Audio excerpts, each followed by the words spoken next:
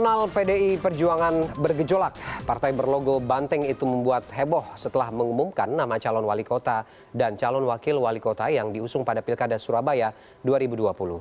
Setelah terus menunda pengumuman, alih-alih menyebutkan nama yang dinilai kuat akan diusung PDI Perjuangan, berjudi dengan mengusung calon yang bukan kader partainya. Riuh politik di tubuh PDI Perjuangan terkait calon yang akan diusung di Pilkada Jawa Timur 2020 berakhir sudah. Setelah melalui jalan panjang dalam penetapannya, PDI Perjuangan akhirnya mengumumkan pasangan Eri Cahyadi Armuji sebagai cawali dan cawawali PDI Perjuangan di Surabaya. Hal tersebut diumumkan oleh Ketua DPP PDI Perjuangan bidang politik, Puan Maharani lewat video conference pada Rabu siang. Rekomendasi Kota Surabaya diberikan kepada Eri Cahyadi STMT dengan Armuji MH Ark sebagai calon wali kota dan calon wakil wali kota Surabaya periode 2020-2025. Merdeka! Merdeka! Ayo semangat! Sebelumnya, PDI Perjuangan sempat dilema untuk memilih kader partai sebagai calon pengganti Tri Risma hari ini. Partai Banteng itu dihadapkan pada pilihan kader dengan basis massa yang kuat, yakni Wakil Wali Kota Surabaya saat ini, Wisnu Saktibuwana atau Eri Cahyadi, nama yang diusulkan oleh Tri Risma hari ini. Eri sendiri merupakan Kepala Badan Perencanaan Pembangunan Kota Surabaya. Menurut pengajar ilmu politik Universitas Airlangga Surabaya, ada pertaruhan besar dalam menunjuk birokrat pilihan Risma itu. Eri yang bukan merupakan kader partai dapat memangkas suara yang didulang sehingga peluang PDI Perjuangan untuk menang akan mengecil. Namun hadirnya Risma sebagai sosok yang merekomendasikan Eri dinilai dapat mendongkrak jumlah suara Eri lewat para loyalisnya. Seandainya Wisnu dan Eri dipasangkan, lawannya pasti kalah di atas kertas. Karena pertama, Pak Wisnu sebagai kader partai gitu, dia punya pastilah partai akan mencoba untuk melakukan konsolidasi kekuatan di internal gitu, dan konsolidasinya relatif lebih jalan. Misalnya kalau dari kader PDI yang menjadi orang nomor satunya, plus kemudian tinggal menambahkan jejaring dan kekuatan di luar itu, sehingga kekuatannya menjadi lebih tinggi. Penunjukan Eri sebagai calon wali kota dari PDI Perjuangan membuat simpatisan Wisnu Saktibuwana yang datang ke kantor DPD PDI Perjuangan Jawa Timur berang. Para simpatisan Wisnu mempertanyakan alasan PDI Perjuangan memilih Eri yang jelas-jelas bukan kader partai. Bu Mega bicara kader, ya, dari kader. Apa Eri ketua kader? Bu Maria, tolong Bu Maria. PDI Perjuangan telah menetapkan calon wali kota dan wakil wali kota Surabaya yang akan diusung. Suka tidak suka, titah sudah dikeluarkan dan sikap telah ditetapkan. Meski meninggalkan banyak tanda tanya, Partai Moncong Putih itu pede maju di Pilkada 2020 dengan menggait calon yang jelas-jelas bukan kadernya sendiri. Suatu keputusan yang dapat mempertaruhkan kemenangan partai petahana itu di Pilkada mendatang. Tim Liputan, CNN Indonesia. Ya, kita lanjutkan ke dialog kita mengenai bagaimana kemudian menjawab jalan berliku PDI Perjuangan untuk menentukan cawali Surabaya di Pilkada 2020 ini. Tadi saya sudah memperkenalkan dua narasumber yang bergabung dengan kita malam ini, Pak Syukur dan juga Mas Ari ya. Ya, oke. Saya ke ini dulu deh, ke Pak Syukur dulu. Pak Syukur, ini jalan berlikunya akhirnya berhenti hari ini. Kita mendengar dan menyaksikan secara langsung bahwa kemudian pemilihan yang ditentukan oleh DPP yang diumumkan oleh Bu Mega tadi. Ya, Pak Syukur, cukup mendengar atau bagaimana? Sudah mendengar dengan baik? Suaranya putus-putus, saya nggak bisa jelas dengar. Oke. Ya, Pak Syukur, kita coba kembali perbaiki sambungan audionya dengan Anda. Oke, sambil menunggu bagaimana komunikasi saya dengan Pak Syukur ini diperbaiki, saya ingin menyapa Mas Ari dulu. Mas Ari, Apa yang kemudian kita dengar dan kita saksikan hari ini menjawab tanda tanya kenapa kemudian santer sekali ada gejolak di internal PDI Perjuangan. Atau ini sudah menjawab sepenuhnya atau bagaimana? Bacaan lain di belakang layarnya atau di belakang panggungnya seperti apa sih Mas yang terjadi? Kalau dugaan saya ini awal problem ke depan. Jadi bukan berarti kemudian ditetapkan lalu kemudian akan berjalan dengan baik. Tetapi kalau melihat kondisinya sebetulnya ini menjadi persoalan di kemudian hari sampai dengan pemungutan suara. Itu semua bergantung dari pertama bagaimana DPP itu mampu membuat solid kader-kader PDI di tingkat Surabaya. Kedua juga sosok Eri, sosok Risma, dan Armuji dengan timnya mencoba untuk membuat solid mereka-mereka yang retak-retak. Kalau itu tidak, maka susah. Karena apa? Karena kali ini itu tiga tokoh itu ya, katakan si Mahfud Arifin, lalu kemudian Eri Cahyadi, lalu Wisnu, itu suaranya hampir sama. Memang kalau kita riset sekarang sebenarnya di atas suara dua orang itu adalah Wisnu. Karena itu sebenarnya Wisnu lebih tinggi daripada Erik dan MA ya. Hanya terpaut sedikit, cuma tiga-tiganya belum aman memang. Itu biasanya nanti begitu ditetapkan ketika mesin bergerak mulai bergerak. Jadi memang kalau yang ideal sebetulnya bagi PDI kalau ideal itu memang ya sebenarnya Wisnu sama Eri.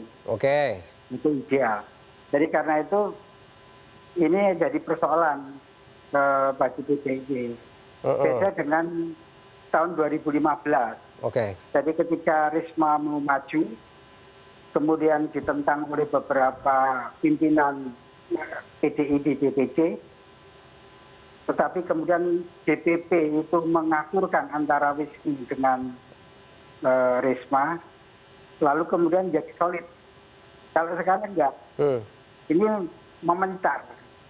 Jadi dua kubu itu problem. Jadi kalau Erik bisa meyakinkan selama berapa bulan ini solid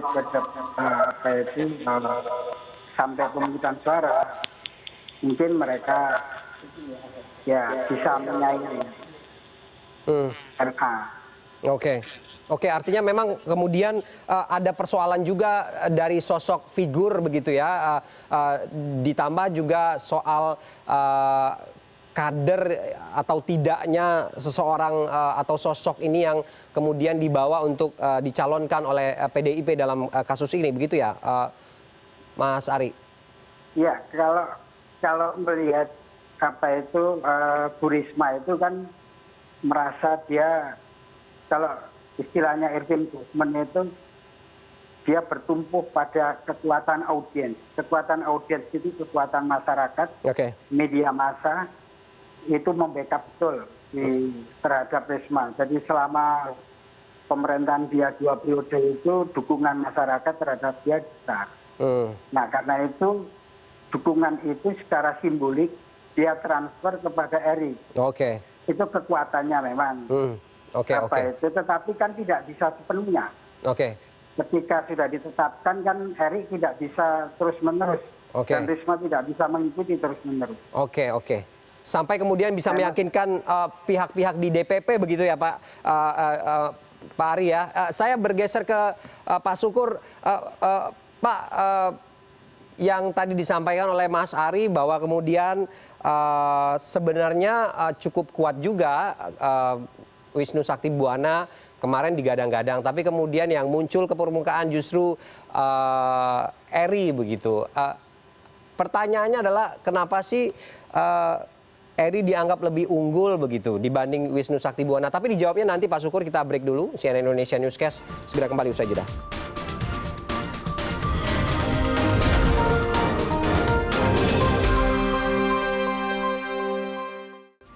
Ya, kita kembali dalam diskusi kita malam ini masih dengan Sukur Nababan dan juga Aribo, analis politik dari UNER. Pak Sukur, sudah clear ya Pak audionya dengan kita ya? Clear. Oke, Pak Sukur, tadi Mas Ari mengatakan bahwa kalau dari sosok figur dan seorang Eri dan juga Wisnu Sakti Buwana ini sebenarnya equal lah. Ada faktor X juga sebenarnya yang berada di belakang itu. Tadi Mas Ari mengatakan untuk Eri sendiri faktor Risma ini juga cukup kuat. Tapi kemudian Wisnu Sakti Buwana dari awal cukup percaya diri, kaderisasi juga cukup bagus begitu, dan sosoknya cukup tinggi lah secara elektabilitas. Tapi kemudian DPP mengumumkan bahwa Eri lah yang terpilih begitu. Pertanyaannya, kelebihan Eri ini apa sih sebenarnya selain yang tadi saya sebutkan, Pak Sukur? Sebelum saya menjawab itu, tentu kan PDI Perjuangan sebuah partai yang sudah solid ya, sudah berpengalaman. Kami memiliki mekanisme tersendiri di dalam memutuskan penugasan-penugasan khususnya di dalam kontestasi politik. Apalagi kami menghadapi 270 pilkada saat ini. Nah, itu mulai proses dari DPC partai ditampung semua, masuk ke DPD partai di tingkat provinsi ditampung semua, terus kemudian masuk ke DPP partai, disitulah kami proses sampai kami putuskan. Nah, tentu di dalam proses itu jalan panjang yang dilalui oleh seluruh calon, mulai dari DPC sampai DPP. Nah, mereka harus melalui itu.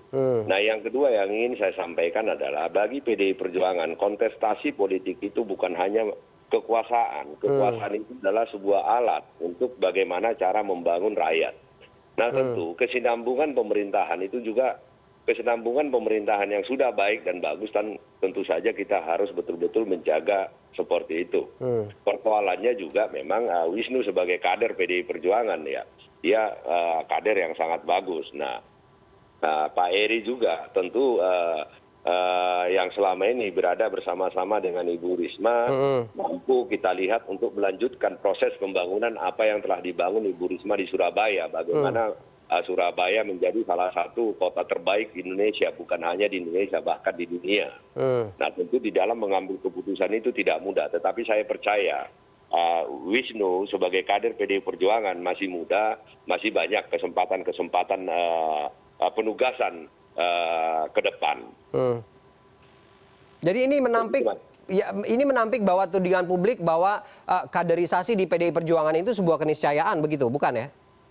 Ya, setiap orang berhak untuk berpendapat, membuat pendapat. Saya tidak bisa melarang orang untuk memberikan pendapat seperti apapun. Tetapi seperti yang saya sampaikan, saya sebagai Ketua Dewan Pimpinan Pusat PDI Perjuangan yang membidangi organisasi dan keanggotaan, kaderisasi itu berjalan di tempat kami. Nah, tentu menjadi skala prioritas adalah kader-kader kami yang sudah terbentuk dan kami grooming mulai daripada awal. Tetapi seperti yang saya sampaikan tadi, bahwa ada faktor-faktor di mana daerah-daerah yang sudah bagus selama ini untuk diteruskan. Nah, tentu itu kan kita harus jaga benar.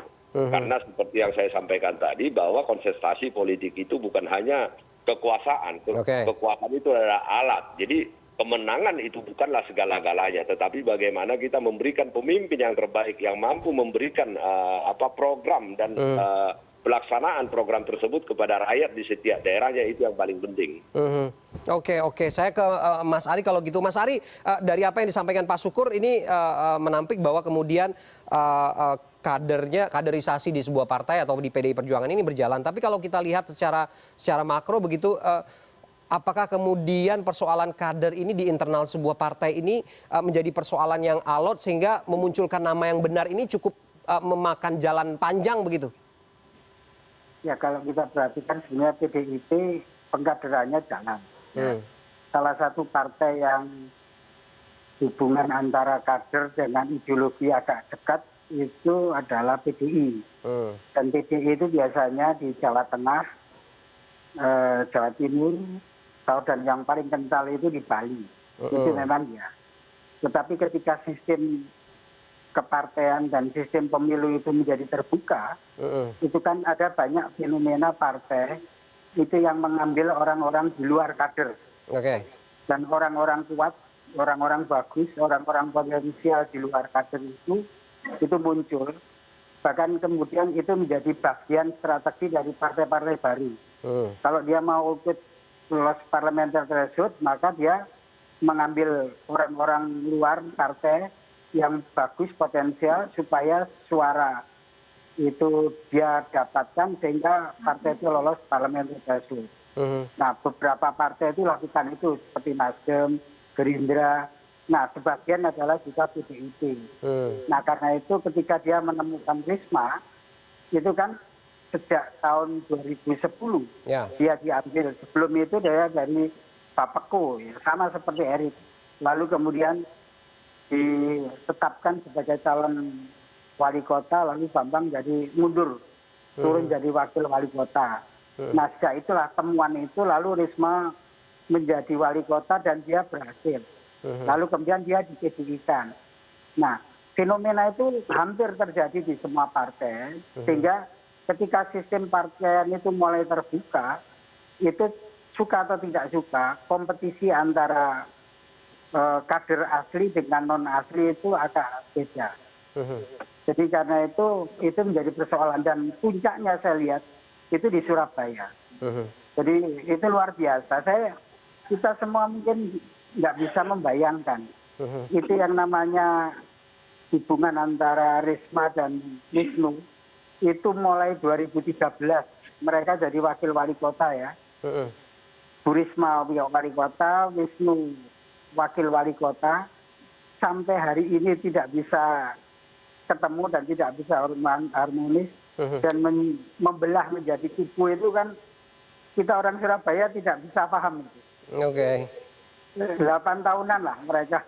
8 tahunan bekerja bersama-sama dan sekarang mereka harus pisah kayak gitu kan, kita nggak bisa bayangkan apa yang terjadi sebetulnya. Oke, saya ke Pak Sukur. Apa yang terjadi sebetulnya, Pak, sehingga kemudian konsolidasi lebih lanjut ini bisa diharapkan bisa lebih alot begitu? Ya, sebenarnya tidak alot. Seperti yang saya sampaikan di PDI Perjuangan itu mekanisme di dalam proses sampai penugasan, sampai mengeluarkan rekomendasi itu sudah tersistematis. Nah, tentu di DPP partai pada saat kami membahas satu demi satu calon yang akan kami dukung atau yang akan kami berikan rekomendasi, itu dilihat semua profil dan segala sesuatu yang paling penting. Makanya saya sampaikan tadi bahwa konsentrasi politik di 270 pilkada di Indonesia bagi kami itu bukan hanya merebut kekuasaan, tetapi bagaimana memberikan pemimpin yang terbaik kepada daerahnya yang kami yakini mampu membangun ideologi, membunyikan Pancasila, dan membangun kemandirian rakyat di setiap wilayah tersebut. Nah, tentu saja khusus untuk Surabaya, seperti yang saya sampaikan tadi, selama Ibu Risma sebagai wali kota Surabaya, Surabaya telah mampu dibangun menjadi salah satu kota terbaik di Indonesia. Nah, bukan hanya di Indonesia, bahkan di dunia. Nah, tentu saja kami tidak ingin mengecewakan rakyat Surabaya. Kami harus bisa memastikan kepada rakyat Surabaya bahwa proses pembangunan yang dilakukan oleh Ibu Risma tersebut bisa berlangsung berkesinambungan. Jadi pesan ini yang kemudian ditransfer ke ERI bahwa suara-suara rakyat untuk menata Surabaya lewat tangan Risma yang belum selesai ini bisa terwakili begitu ya? Ya, salah satu pertimbangannya itu, apalagi kan Pak Eri Cahyadi ini kan sekarang dia sebagai Kepala Badan Perencana Pembangunan. Nah, tentu bagaimana merencanakan pembangunan di Surabaya dan bisa nanti diimplementasikan kalau rakyat Surabaya memberikan kepercayaan kepada calon yang kami usung menjadi kepala daerah, melanjutkan pemerintahan PDI Perjuangan di kota Surabaya. Oke. Baik, Pak Sukur, kita sudah dapat poinnya. Saya ke Mas Ari. Kita mau memprediksi bagaimana kemudian peluang dari ERI dan pasangannya ini untuk bisa menang nanti, karena kan lawan politiknya ini juga ada 8 partai yang mendukung. Tapi dijawabnya nanti, Mas Eri, kita akan kembali usai jeda.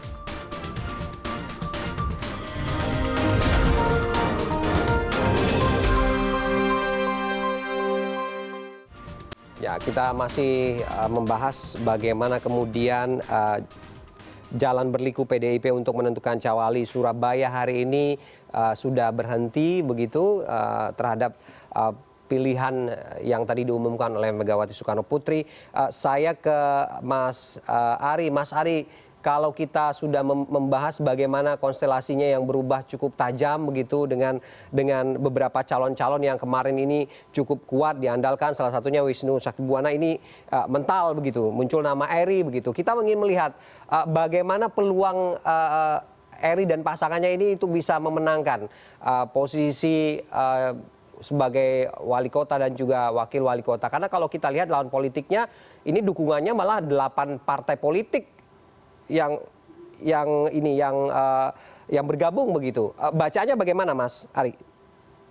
Jadi kalau dalam pemilihan secara terbuka seperti saat ini, itu semua kandidat punya peluang sama. Baik Eri dengan Armuji maupun MA dengan wakilnya ya, itu punya posisi sama. Jadi variabel itu jalin menjalin sampai menjelang pemungutan suara. Itu akan menentukan sekali. Bahkan dalam kondisi seperti ini kan mereka posisinya hampir sama. Kalau di 2015 itu nggak ada yang bisa mengalahkan Risma dan Wisnu. Mereka di atas 60%. Karena itu nggak mungkin dikalahkan apalagi rasio Lusi waktu itu kurang dari satu tahun itu nggak bisa mengalahkan. Tapi kali ini orang sepopuler Risma itu sudah berakhir, lalu kemudian Erik dan MA dua-duanya. Nah karena itu posisinya sama. Nah itu yang pertama. Yang kedua, masa pandemi seperti ini itu memerlukan energi besar. Beda dengan masa normal. Apalagi sampai Desember nanti keadaan seperti ini memerlukan energi besar.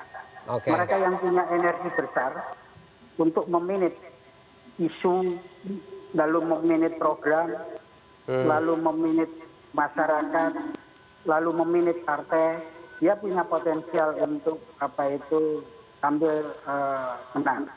Karena kita lihat saja partisipasi pemilihan wali kota ini menarik. Tahun 2010 itu golputnya, itu pemilihnya itu cuma 48%. Jadi 52% itu golput. Nah ketika Bu Risma maju tahun 2015 itu berbalik, pemilihnya 52%. Golputnya 48%. Itu artinya pemilih di Surabaya itu rasional. Dan dalam kondisi seperti sekarang ini, pandemi itu swing voters dan kekuatan-kekuatan rasional ini itu menunggu. Apalagi kalau mereka merasa bahwa tidak ada yang bisa memberikan harapan besar kepada masyarakat, ya mereka akan banyak di rumah. Nah, siapa yang bisa memobilisir masyarakat semakin sebanyak-banyaknya untuk memilih ke TPS, maka itu potensial bisa menang. Nah, yang ketiga, itu artinya apa? Bahwa konsolidasi kekuatan-kekuatan di samping kandidat, lalu kemudian kekuatan-kekuatan menengah di tingkat lapangan, itu menentukan sekali. Karena kalau tidak punya kekuatan yang solid semacam itu friksi-friksi bisa muncul. Nah, kalau friksi muncul itu biasanya, itu mereka saling tolong-menolong dan bisa diambil satu sama lain. Nah sekarang tugasnya Erik sama Armuji itu membuat solid timnya sampai kepada pemilihnya dan dia sampai ke bawah. Karena pandemi ini energinya besar sekali. Oke, Mas Ari. Saya langsung ke Pak Sukur. Pak Sukur, singkat saja, bagaimana kemudian konsolidasi internal ini bisa alot sehingga rasionalitas dalam menghadapi pemilihan nanti ini bisa mengumpulkan semua energi yang ada, walaupun kita tidak bisa menampik, mau jujur-jujuran aja, aspirasi internal DPC ini ternyata berbeda begitu dengan pilihan DPP begitu. Tapi ya sudahlah, sudah diumumkan begitu. Bagaimana selanjutnya ini? Ya, kami di PDI Perjuangan ya, setiap orang bebas berpendapat di wilayahnya masing-masing ya. Tentu berbeda itu adalah hal biasa. Tetapi kami memakai sistem demokrasi terpimpin. Nah, dari DPC bisa masih berdemokrasi, DPD bisa berdemokrasi, bahkan di DPP pun seperti itu. Tetapi pada saat pleno sudah mengambil keputusan, maka semua harus kompak mengikuti keputusan tersebut. Apa yang diputuskan oleh partai ya semua harus ikut. Nah, artinya kalau tidak ikut keputusan partai ya mau tidak mau ya harus minggir. Nah, karena ya keputusan partai adalah keputusan tertinggi yang harus diikuti oleh seluruh kader. Nah, tentu ada yang tidak setuju atau ada yang setuju itu kan biasa lumrah dalam demokrasi. Oke, jadi artinya kesiapan itu cukup optimis begitu ya untuk mengusung calon ini untuk bisa memenangkan dalam pilkada nanti ya? Ya, di 270 pilkada yang kami putuskan kan tidak semua di setiap wilayah kepengurusan anak ranting kami mulai dari desa, dusun, RT, RW atau PAC tingkat kecamatan, DPC semua sepakat dengan keputusan itu. Tetapi PDI Perjuangan memiliki budaya yang sudah menjadi sebuah budaya baku. Kalau partai sudah memutuskan ya semua ikut dengan keputusan partai. Oke, artinya ini bisa dipastikan tidak ada lagi riak-riak di internal partai ya, Pak Syukur ya. Baik, terima kasih. Intinya begini, riak-riak itu kan lumrah, tetapi kalau riaknya besar dia tidak setuju ya tinggal minggir saja kan begitu. Oke, agar kemudian semuanya bisa solid. Baik, terima kasih Pak Syukur sudah bergabung dengan kita, Mas Ari Bowo juga sudah bergabung dengan kita malam ini. Terima kasih. Terima kasih, selamat malam. Ya, CNN Indonesia Newscast akan kembali dengan sejumlah informasi menarik lainnya. Tetap bersama kami.